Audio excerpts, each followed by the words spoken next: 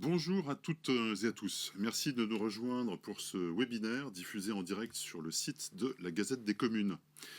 Nous allons parler aujourd'hui des travaux et projets urbains, comment mieux informer pour réduire les tensions.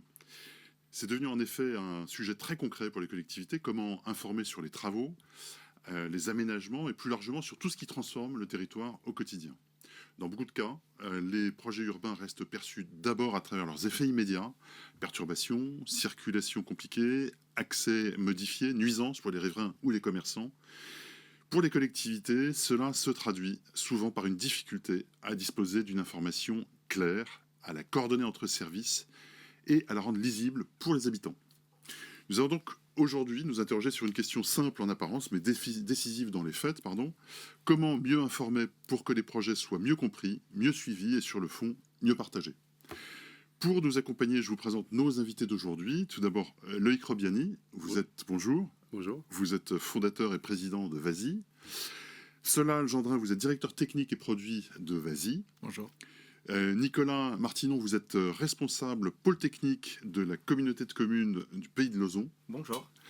Et Jean-Christophe Dumas, vous êtes directeur d'activité FAOS chez Helios. Oui, c'est ça, bonjour. Alors dans un premier temps, nous allons voir pourquoi les projets urbains cristallisent autant de tensions. On va se demander ensuite ce qui fait concrètement une information utile.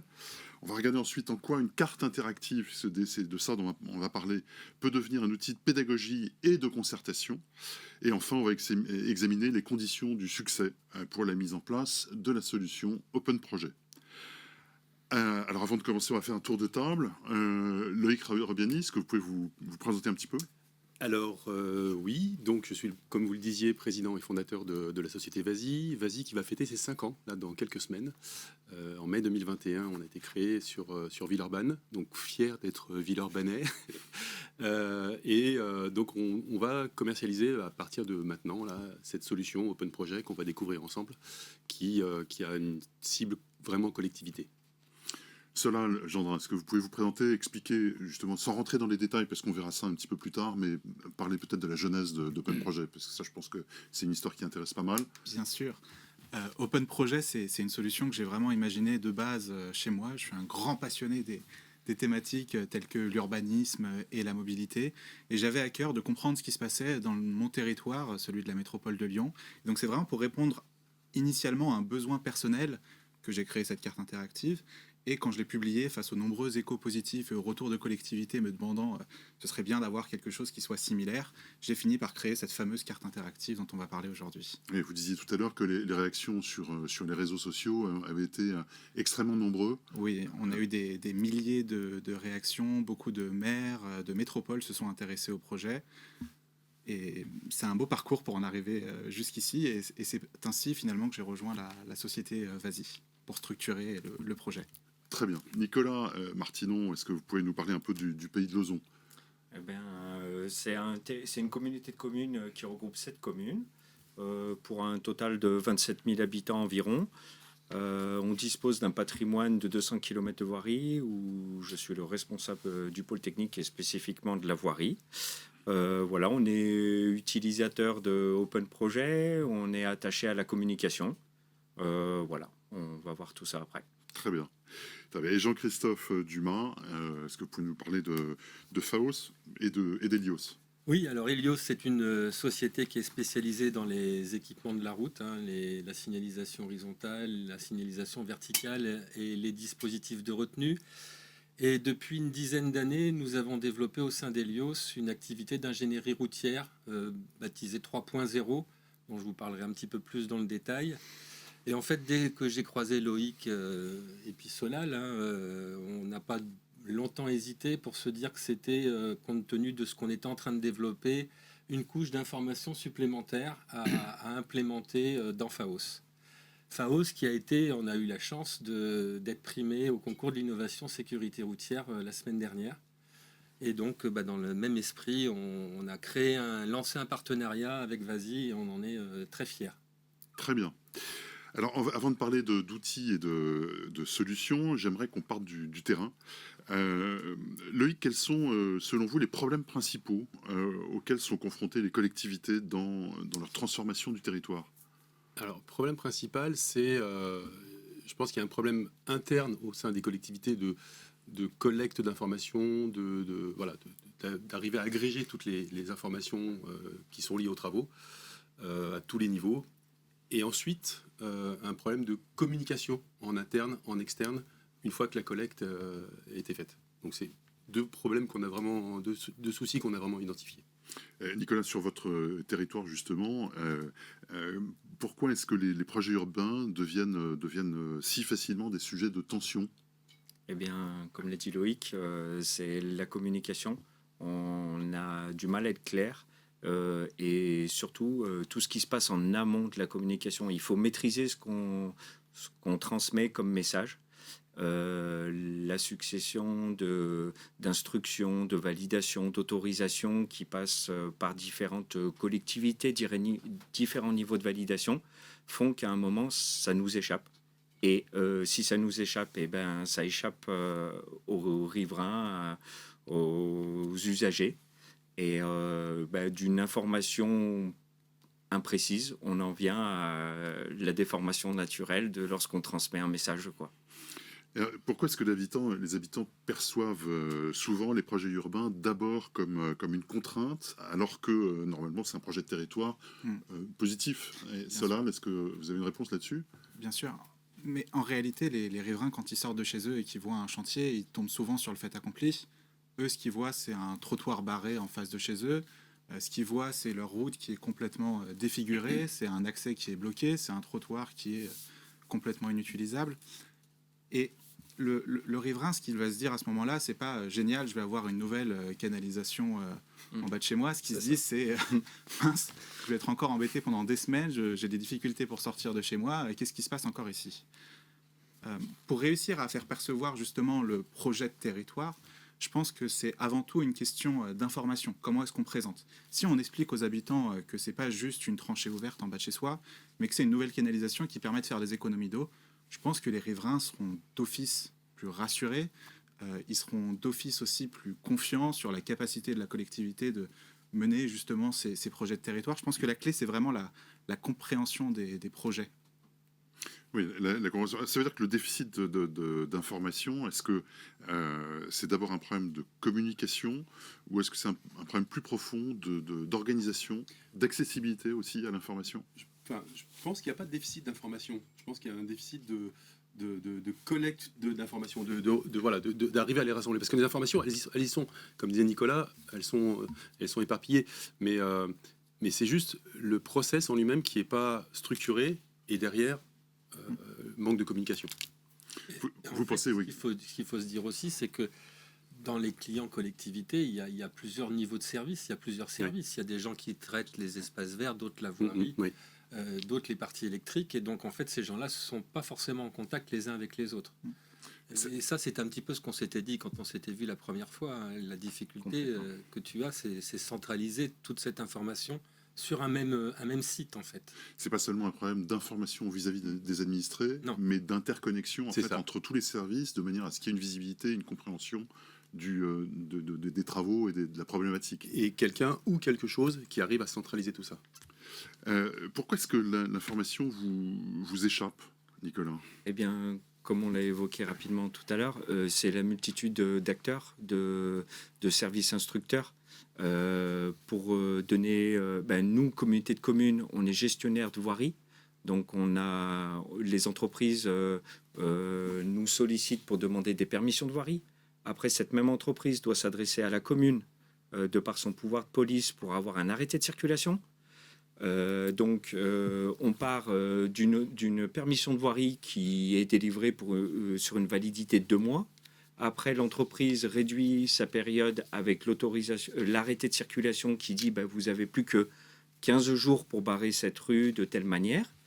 Et après, en interne, l'entreprise coordonne ses équipes et il y a des facteurs qui nous échappent. Ça peut être un retard sur un chantier, des intempéries, une absence, retard de fourniture. Et en fait, d'une autorisation de 2 mois initialement délivrée, on en vient à peut-être une demi-journée d'intervention qui est en décalage complet avec les services qui donnent les autorisations. Voilà. Donc, ce que vous disiez, Loïc, l'idée, c'est d'avoir une personne ou un outil qui permette de centraliser et distribuer l'information. Et de façon très fluide, très voilà, pas forcément fait par des ingénieurs ou pour des ingénieurs. Alors, on va y venir tout Oui. de suite. Je voulais juste rappeler que vous pouvez poser vos questions en direct et puis on essaiera d'y répondre au cours de ce webinaire. Solal, quelle est la réponse proposée par Open Project? Open Project, c'est avant tout une carte. Nous, on a la conviction que les gens ils se repèrent dans leur territoire très bien sur une carte et qu'il faut aussi permettre de donner à voir sur ce qui est fait autour de chez soi. Et donc, l'idée, c'est vraiment de permettre à l'utilisateur, finalement, de reprendre la main sur ce qui se passe autour de chez lui. Donc, l'idée de cette carte, c'est vraiment de montrer plusieurs choses. Déjà, en premier lieu, les projets de territoire, donc quels sont les grands projets urbains, quels sont vraiment les projets structurants. Donc de permettre finalement à la collectivité de vraiment défendre ces projets du quotidien. Et l'autre chose, c'est aussi les chantiers. Parce que finalement, il y a vraiment aussi cette donnée de chantier ouvert actuellement. Et donc la carte permet finalement de centraliser sur une vue unique l'ensemble des chantiers sur un seul et même territoire. Que tout le monde puisse sortir de chez soi, ouvrir son téléphone et comprendre finalement qu'est-ce que c'est que cette tranchée ouverte, pour combien de temps est-ce qu'on estime qu'il y en aura, à quoi elle est due. Voilà.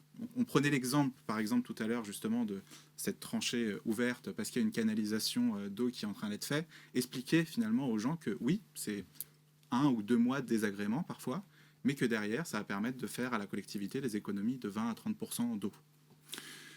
Pour bien comprendre, qui souffre le plus de cette dispersion de l'information? Est-ce que ce sont les agents? Est-ce que ce sont les riverains? Est-ce que ce sont les commerçants? Qui veut répondre? C'est un peu tout le monde. Eh bien, un peu tout le monde. C'est un peu tout tout à le fait. monde. On est tous d'accord là-dessus. C'est vrai que c'est un peu tout le monde.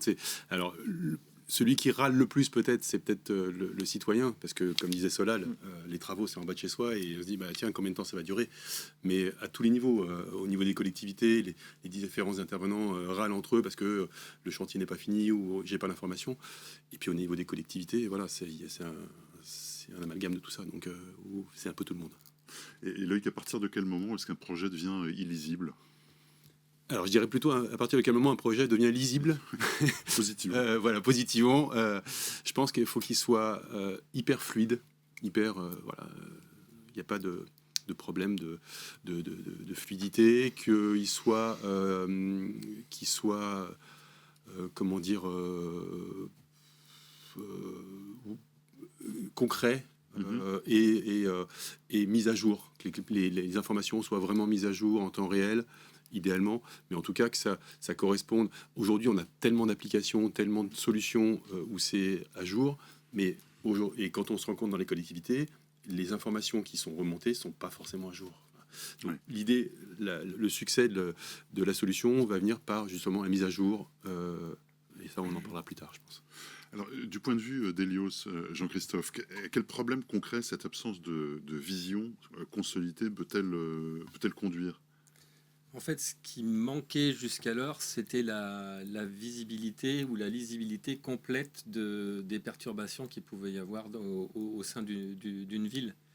Aujourd'hui, c'est qu'on a, pour peu qu'on s'y intéresse, parce que c'est pas facile non plus de s'y intéresser, les plus grosses collectivités ont à disposition des SIG, qui sont des outils, moi j'appelle ça les gardiens du temple, hein, c'est indispensable, c'est de la précision, mais la problématique, c'est surtout la facilité d'accès de cet outil.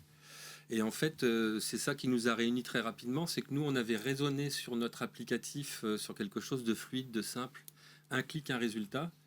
Et quand on s'est rencontré avec Solal et Loïc, on s'est dit tout de suite, mais oui, nous, ce qu'on cherche chez Elios, c'est la transparence de l'exploitation, c'est montrer au client ce qu'on va faire et lui prouver qu'on l'a fait. Et là, la solution Open Project rentre tout à fait dans cette optique, parce que pour l'usager de la route, lui, ce qui l'intéresse, c'est de savoir que de tel jour, de telle heure à telle heure, la route, elle va être barrée pour telle ou telle raison. Voilà. Et donc, c'est là qu'on s'est rencontrés, qu'on était certainement très complémentaires. Alors, on va parler maintenant de la partie information utile avant de rentrer dans l'explication concrète de cette carte interactive d'Open Project. On a une première question d'internaute qui nous demande comment on récupère toutes ces informations. Alors, les informations, finalement, on les récupère notamment de la part des services de la collectivité. Oui. L'idée, c'est vraiment qu'elle puisse reprendre la main sur sa communication.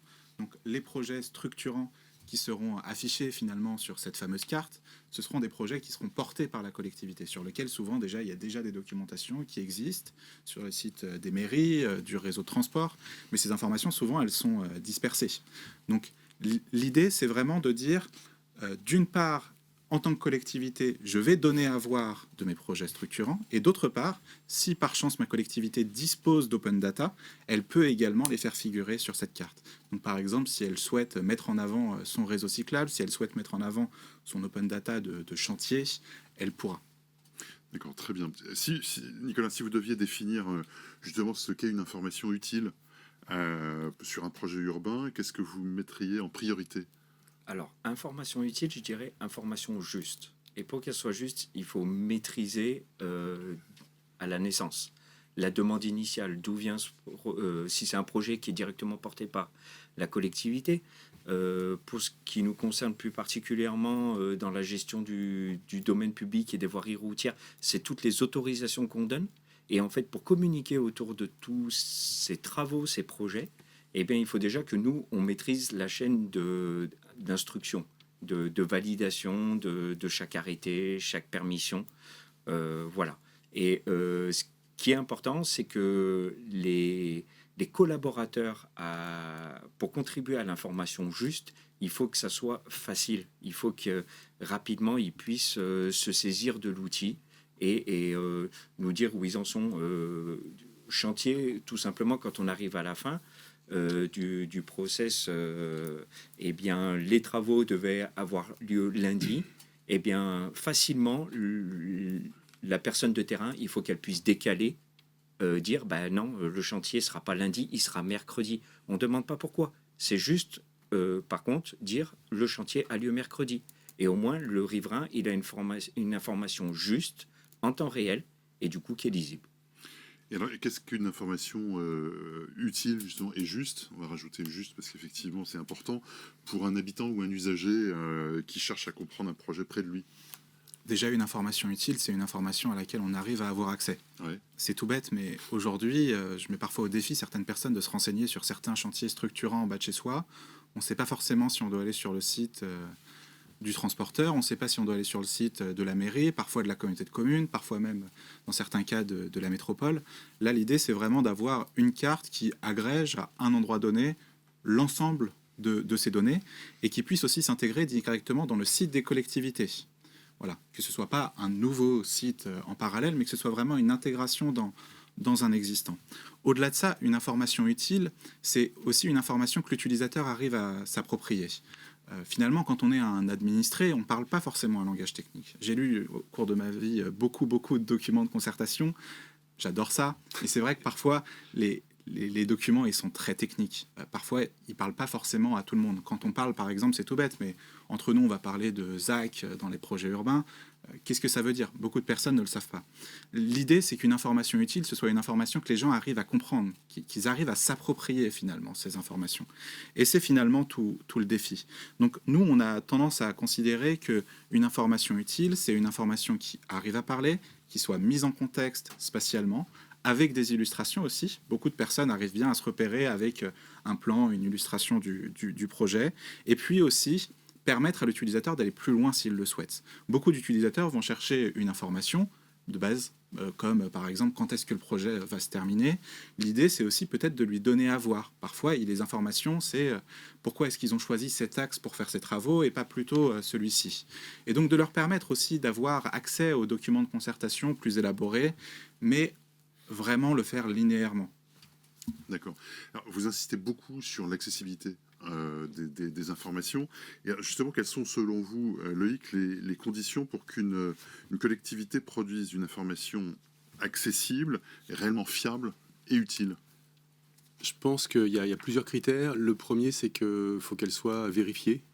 Pas mettre n'importe quoi, et donc ça c'est le travail qu'on a mis en place, qu'elle soit alimentée automatiquement, parce qu'il ne faut pas qu'il y ait toujours une action manuelle, il faut qu'on essaye dans la mesure du possible de pouvoir l'alimenter automatiquement, que, comme disait Solal, que les informations soient au maximum détaillées. voilà, et que l'utilisateur, s'il a besoin, puisse aller vraiment dans le détail de l'information. Et puis, bien entendu, mise à jour. Il ne faut pas que l'information date de Mathusalem, parce que sinon, c'est pas bon. Pourquoi est-ce que c'est aussi important que la collectivité reste la source de l'information ? On le voit aujourd'hui à l'ère des réseaux sociaux, un simple post sur X, sur Facebook, peut vite devenir viral et peut faire complètement perdre à la collectivité son moyen de communication. L'idée, c'est vraiment de faire en sorte que la collectivité redevienne maître de la donnée qu'elle partage, et qu'elle redevienne finalement la source de référence. Et comment faire en sorte de redevenir une source de référence, c'est finalement via l'accessibilité de l'information. Faire en sorte que les gens puissent directement savoir qu'à cet endroit-là, ils vont trouver les informations relatives à l'ensemble des projets du territoire. Donc nous, on a vraiment tendance à croire que ça peut être bénéfique aussi pour la collectivité de faire entendre sa voix. Souvent, il y a des choix techniques qui sont faits, qui sont parfois difficilement compris par les administrés, mais les administrés, si on leur donne l'information, ils sont tout à fait en mesure de comprendre pourquoi est-ce qu'un tracé a été retenu plutôt qu'un autre dans le cadre d'un bus à haut niveau de service, par exemple. Jean-Christophe, dans votre lecture, vous, du terrain, cette information utile, elle répond d'abord à un besoin externe ou interne ? Moi, ce que j'ai ressenti, et c'est vrai aussi dans nos métiers d'équipementier de la route, c'est déjà en interne. Déjà qu'on sache qu'on arrive au sein de la collectivité, de savoir qu'est-ce qui se passe dans la rue et qu'est-ce qui va se passer dans la rue lorsque j'ai délivré une autorisation de voirie. C'est ce que tu nous expliquais, Nicolas, et qu'en fait, toi, ça t'échappe et que ça descend dans une commune, puisqu'on est comme ça, communauté de communes. Il y a aussi des communes qui ont aussi des pouvoirs. Et donc, je crois que c'est ce qui n'a pas été encore assez souligné, mais ça le viendra certainement. C'est le côté, on parle de data, on parle d'open data, mais on a plein de clients qui n'en ont pas de data.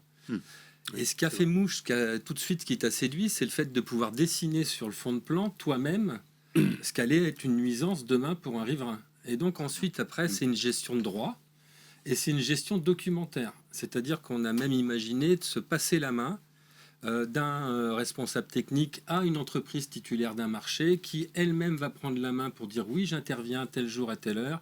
Ça y est, j'ai fini, on peut remonter à la collectivité pour dire cette zone, le chantier est terminé, et à partir de ce moment-là, on va pouvoir le documenter. Nous, on a raisonné de la même manière dans notre cœur de métier.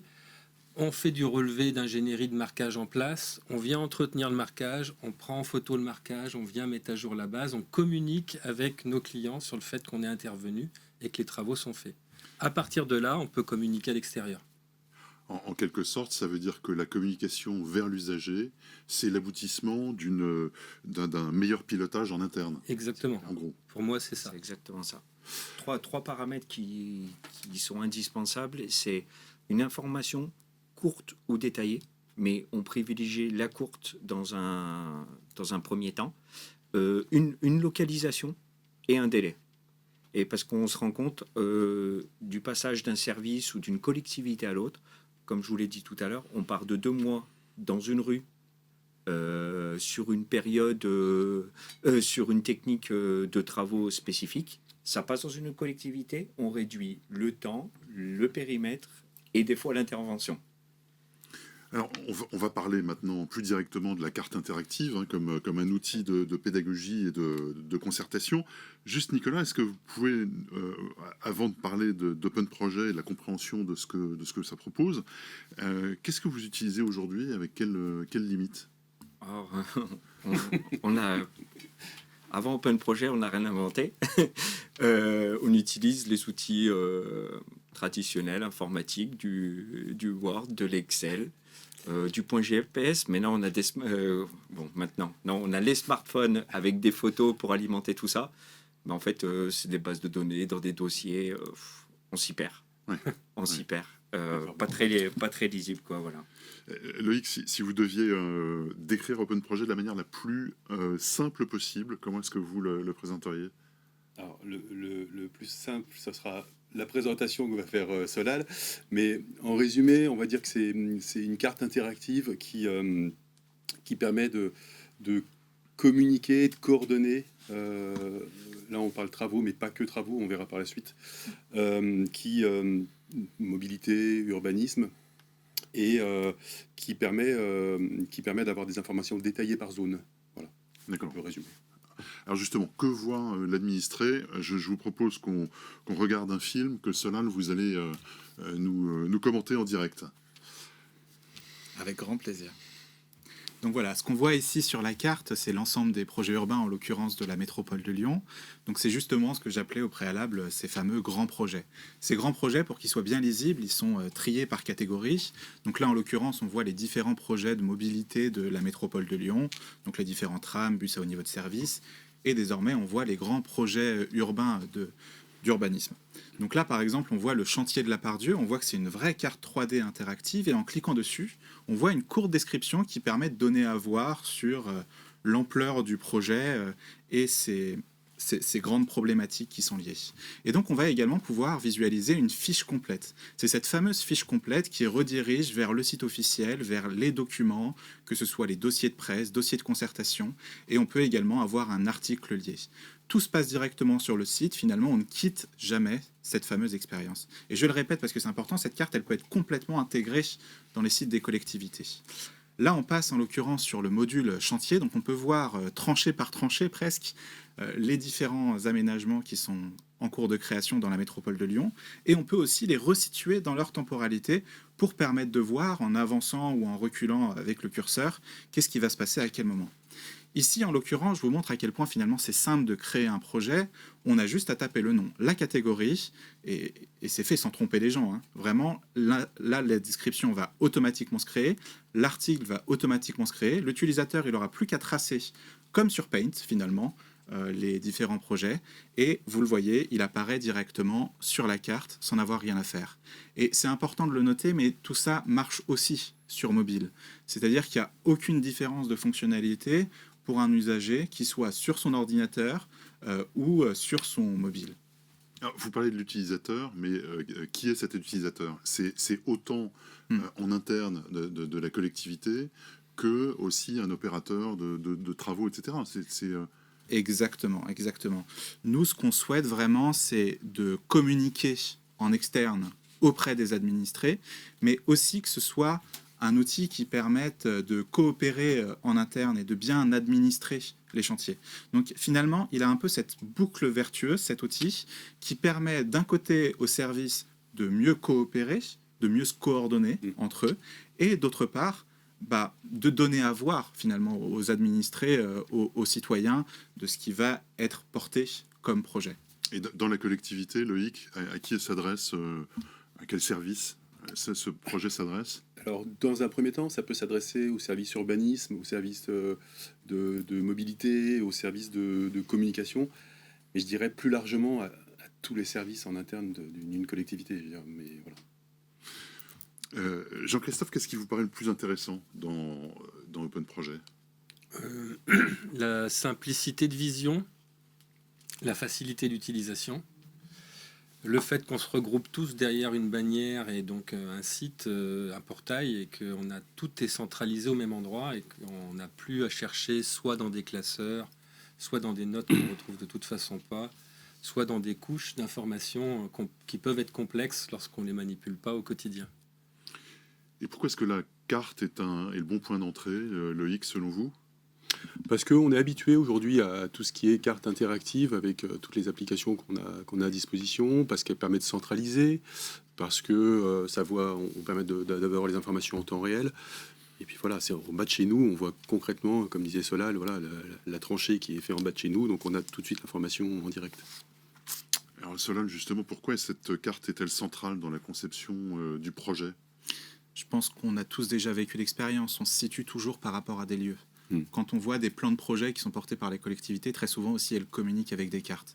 Finalement, c'est le moyen le plus simple de donner à voir de la cohérence d'ensemble des différents projets. Et comme je prenais l'exemple tout à l'heure sur le fait de se dire je sors de chez moi, il y a une tranchée ouverte, j'aimerais bien savoir combien de temps est-ce qu'elle va durer et ce à quoi les travaux sont dus. Finalement, l'idée avec cette carte, c'est qu'on puisse tout simplement se localiser, se géolocaliser avec nos smartphones respectifs et directement voir les travaux en bas de chez soi.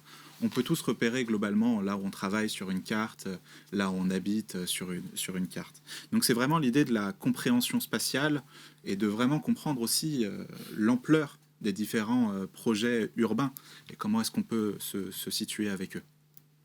Et du point de vue de la collectivité, Nicolas, est-ce que cette logique cartographique répond à un besoin réel? On a vu quels étaient les outils que vous utilisiez jusqu'à aujourd'hui. En quoi est-ce que cette vision change ou va changer votre mode de fonctionnement, d'organisation et puis de communication aussi? Bien, comme je vous disais, aujourd'hui, les différents travaux sont classés dans des dossiers, des noms rue par rue ou date par date. En fait, on n'a aucune lisibilité, mis à part une succession de fichiers.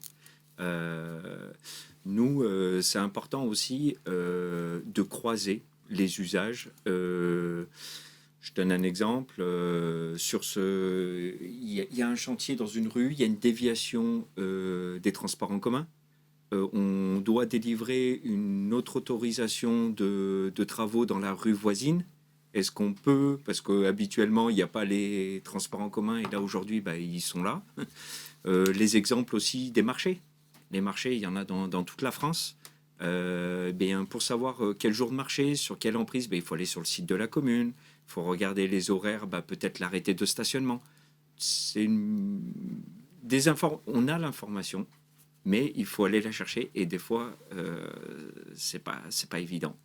C'est un peu l'origine des idées de Solal. Voilà. Après, nous, c'est une base de données vivante, peut-être plus qu'un SIG, parce que l'usager et les intervenants peuvent interagir. Un SIG, c'est interne, on a de la donnée, c'est super, mais on ne l'a pas vivante au jour le jour. Et on en vient, la communication, il faut qu'elle soit juste en temps réel. Et pour l'avoir, il faut croiser toutes ces données. Ce qui veut dire que son utilité ne s'arrête pas à mettre en avant les travaux sur la voirie, mais aussi un carnaval, un marché, il y a une utilisation beaucoup plus large en fait que tout ça, Loïc. Oui, c'est une clé d'entrée, c'est un point d'entrée, mais voilà, comme on le disait, c'est beaucoup plus large que les travaux. Ça peut être là ce qu'on a fait comme exemple à Lyon entre nous pour nous amuser. On a fait la Fête des Lumières. La Fête des Lumières, c'est un événement emblématique de Lyon, et on s'est amusé à faire en mock-up cet événement lyonnais, et l'utilisateur pouvait effectivement aller visiter les différents spots de la Fête des Lumières. Alors, on a une autre question d'auditeur. Bonjour, je suis maire de ma commune. Est-ce que je peux intégrer cet outil dans mon site internet? Je pense que Solal...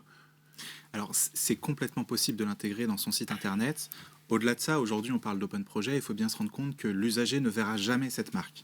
C'est un outil qui a vraiment été conçu pour fonctionner en marque blanche et pour vraiment s'intégrer dans un rectangle, finalement, sur votre site internet. L'idée, c'est vraiment que l'information, elle soit là où l'usager va la chercher. Voilà. Et donc, on souhaitait vraiment pouvoir s'intégrer profondément dans les outils qu'utilisent à la fois les citoyens au quotidien quand ils veulent s'informer, mais aussi les services.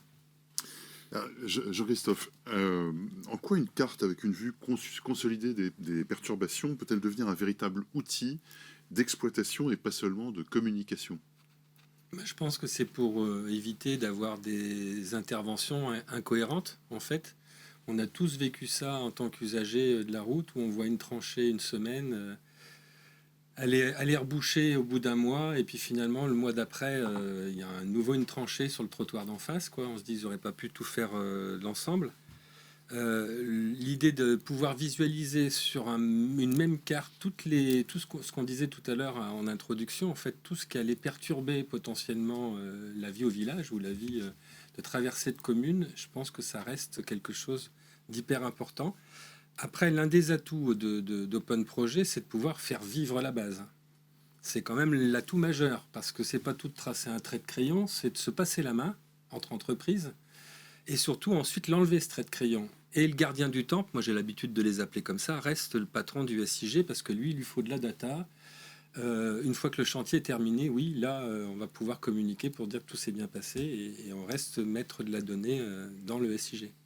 Donc le fait que cette carte soit interactive et facile d'accès et facile d'utilisation, Et que donc, on remet un certain nombre de données dessus. Et nous, c'est ce qui nous a plu avec Vasi Open Project, c'est de dire, on a nos couches à nous, on va prendre les leurs et on va avoir quelque chose pour visualiser le miroir de l'exploitation, en fait. Voilà tout ce qui va perturber votre quotidien aujourd'hui, monsieur l'usager. Mais est-ce que ça veut dire aussi qu'on peut imaginer, puisque c'est une mise en connexion des travaux de différents services, est-ce que ça veut dire qu'on peut imaginer avec cette visibilité revoir en fait les plannings de travaux, ce que vous disiez sur une tranchée qui a été faite en janvier et puis l'autre tranchée qui était prévue en mars. Est-ce que la lisibilité, puisque maintenant on a cette habitude de lire des cartes, hein, on en lit pour se promener, pour conduire la voiture, etc. Il y a une vraie habitude de tout le monde de regarder les cartes GPS. Est-ce que ça ne permet pas aussi de repenser la structuration et la planification des projets ? Je pense que t'en rêves, toi, Nicolas. Complètement.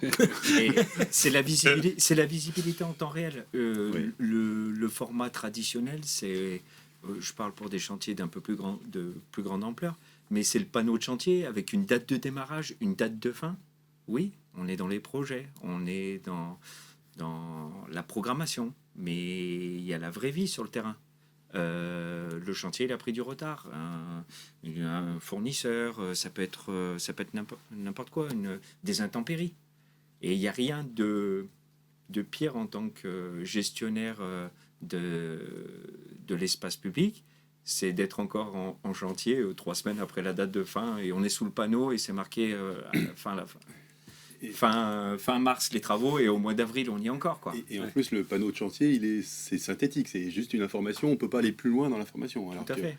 Alors que là, on peut aller plus loin. Si on a besoin, si on veut, on peut aller plus loin. Ça veut dire que c'est une meilleure gestion du temps, mais aussi, pourquoi pas, une meilleure gestion des dépenses publiques. Ah bah, clairement, Oui. ouais. Clairement, oui. Information, il y a Et une meilleure efficience des services quand même qui vont c'est pouvoir arriver à communiquer entre eux, ce qu'ils n'ont pas le temps de faire clairement aujourd'hui, ne serait-ce que peut-être parce qu'ils sont pas sur le même site au niveau géographique, mais d'autre part parce que c'est pas les mêmes budgets, c'est pas les mêmes décisions, c'est pas les mêmes chaînes de décision non plus. Nos organisations de collectivités sont complexes, donc en fait, je pense qu'on s'est bien calqué sur cette complexité en fait. et c'est la perte de main. Oui. On n'a plus la main. Ouais. C'est ça. En fait, à un moment donné, on conçoit le projet, mais après, c'est des équipes, c'est des hommes, c'est des matériels. Il y a beaucoup de choses qui rentrent en facteur. Est-ce que l'intégration des entreprises dans l'utilisation d'Open Project, Jean-Christophe, vous semble compliquée ? Alors ça, c'est le plus simple, pour le coup.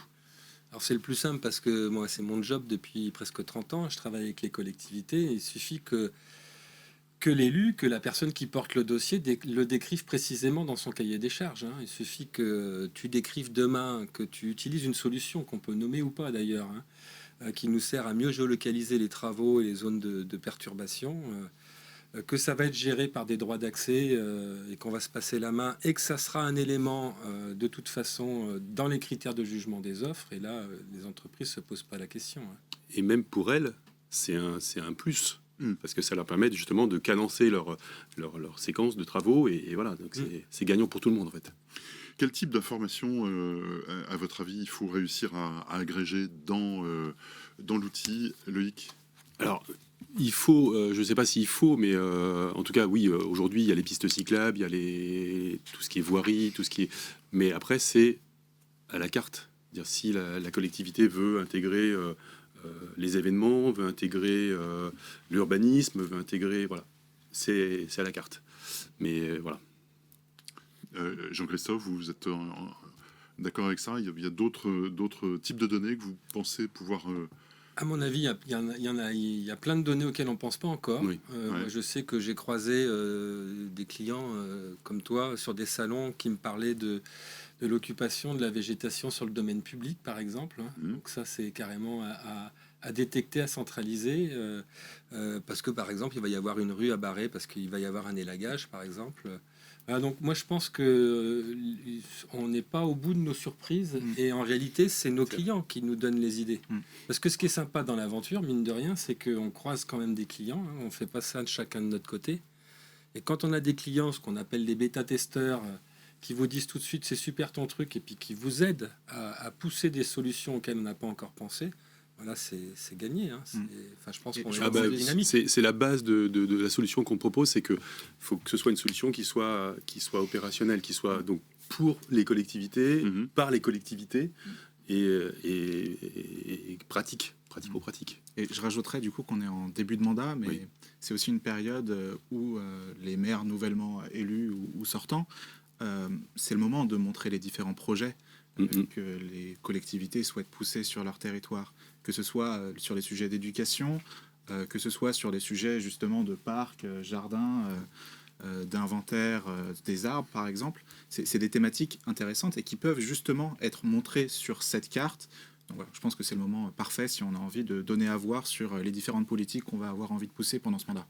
L'implémentation peut durer combien de temps? Enfin, le fait de mettre en... C'est vraiment quelque chose qui est particulièrement rapide. Ce qu'il faut bien se rendre compte, c'est que cet outil n'a pas été conçu pour que derrière des ingénieurs prennent la main dessus. Il ne faut pas avoir un bac+8 pour réussir à utiliser l'outil.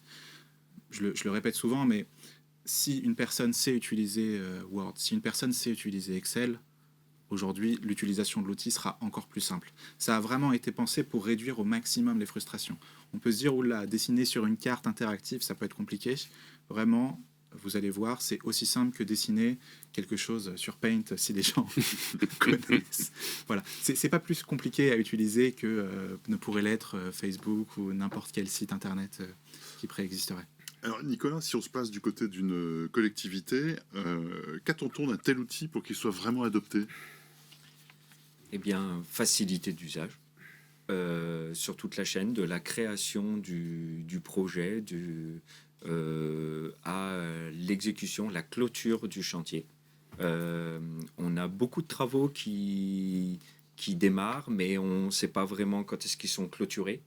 Et voilà, c'est la communication du début à la fin en temps réel, facile. Et les 3 paramètres, j'en reparle. Information courte ou développée, mais information courte, localisée et temps.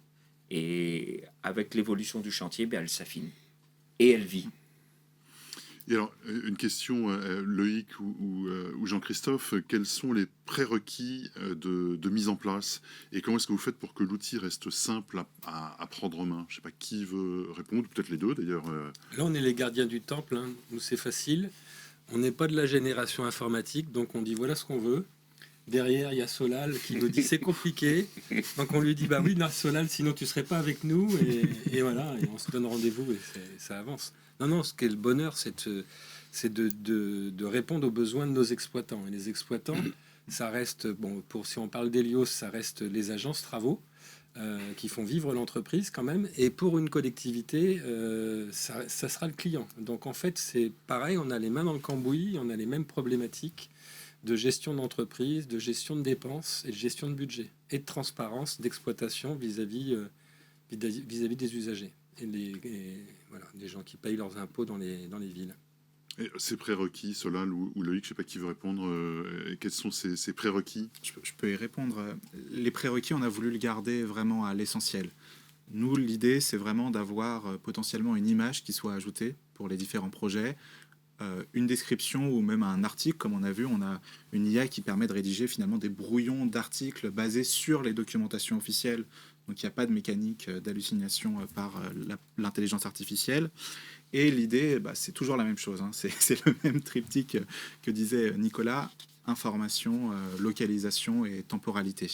Nous, ce qu'on incite vraiment, c'est d'insister sur l'aspect, pas forcément avoir une donnée qui soit trop complète, c'est-à-dire pas nécessairement rentrer dans la même granularité que ne pourrait l'être un document de concertation.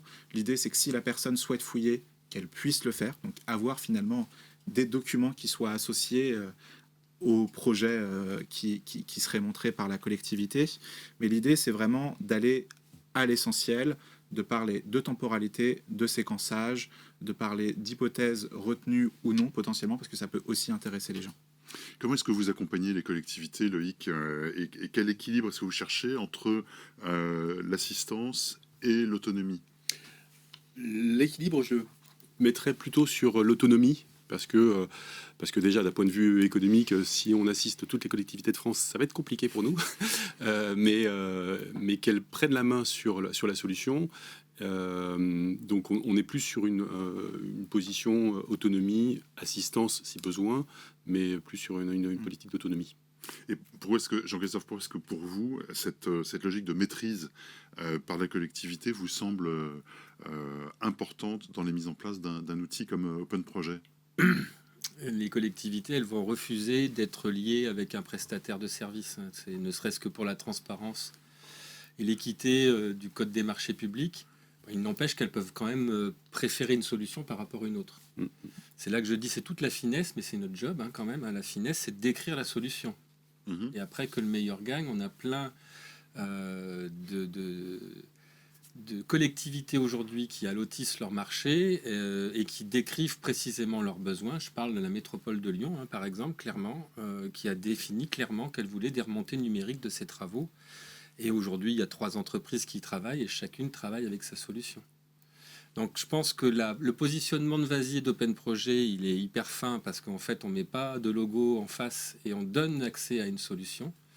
Et c'était la condition sine qua non pour que les collectivités s'approprient l'outil. Après, derrière, moi, c'est toujours ce que je dis, un clic de souris, parce que là, Solal, ça paraît simple quand il l'explique, mais un clic de souris et tout ça, ça bascule sur le SIG du client qui reste le gardien du temple. Ouais. Donc en fait, c'est un peu comme une vitrine, c'est une couche d'information qu'on met à disposition des usagers ou des élus ou des techniciens. Mais en fait, après, derrière, ça reste gardé bien tranquillement auprès des professionnels.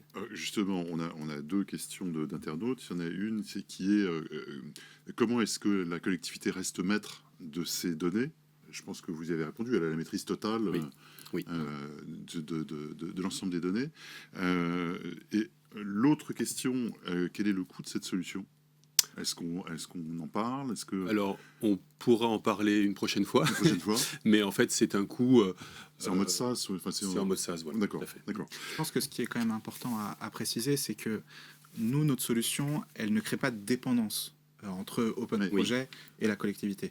J'ai eu l'occasion de discuter avec beaucoup de collectivités justement pour monter cet outil, et vraiment le point central aussi des retours, c'était de dire, le problème c'est qu'à chaque fois que je veux faire figurer un nouveau projet, un nouveau chantier, je me retrouve à devoir lâcher un nouveau billet. Nous, notre structure de coût, elle est très simple. On met à disposition l'outil et l'autonomie permet aussi de garantir une non-dépendance de la collectivité envers nous. L'idée, c'est qu'on n'ait pas nécessairement à intervenir. La collectivité est maître de ces données. On leur permet par ailleurs aussi de répondre aux obligations réglementaires de mise à disposition de l'open data, parce que dès qu'elles vont saisir des informations dans Open Projet, ça leur permettra aussi de créer leur propre jeu de données qu'elles pourront exploiter. On ne crée aucune dépendance entre la collectivité et Open Projet.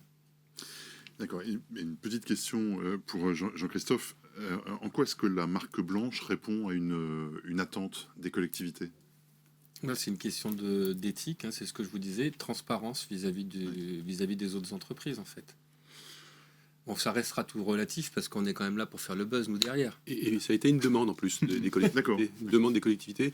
Et quand on a construit Open Projet, justement, on a voulu travailler avec les collectivités pour bien connaître leurs besoins, voulu travailler avec des entreprises, pareil, parce que c'était pas dans notre bureau qu'on a pensé à ça, on a vraiment voulu une solution qui soit opérationnelle et voilà. Et puis au-delà de ça, mettons-nous 2 secondes à la place d'un administré. Quand il va chercher des informations sur sa commune, il ne va pas chercher Open Projet.